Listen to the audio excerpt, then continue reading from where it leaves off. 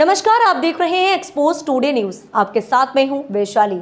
आइए रुक करते हैं आज की खबरों की। केंद्रीय गृह और सहकारिता मंत्री अमित शाह ने आज नासिक में आयोजित सहकार से समृद्धि सम्मेलन को संबोधित किया।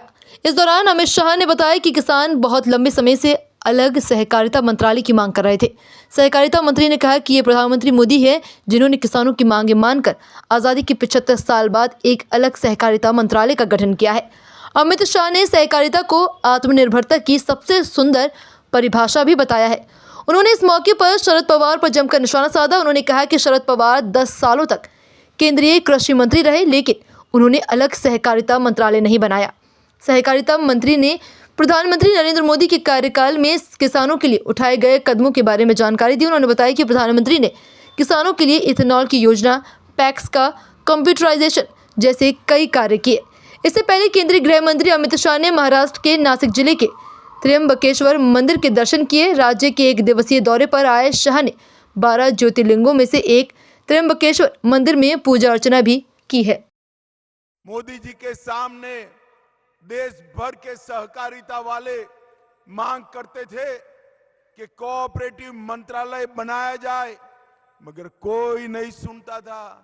मोदी जी ने आजादी के 75 साल के बाद एक सहकारिता मंत्रालय का गठन किया है जो देश भर के किसानों की आय को बढ़ाने वाला है। आत्मनिर्भरता की अगर सबसे सुंदर व्याख्या कोई है तो सहकारिता है। सहकारिता के बगैर किसान आत्मनिर्भर नहीं बन सकता, उन्नत नहीं बन सकता और समृद्ध भी नहीं बन सकता।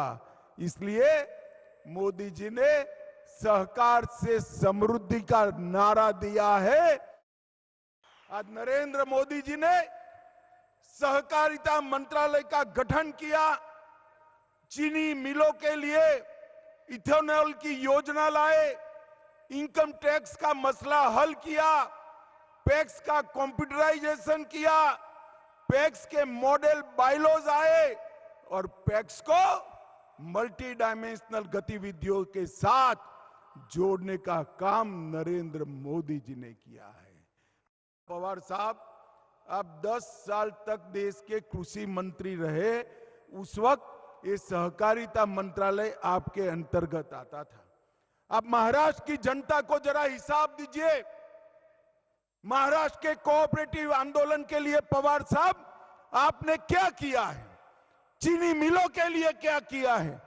पैक्स के लिए क्या किया है? किसान के लिए क्या किया है? कोऑपरेटिव के लिए क्या किया है?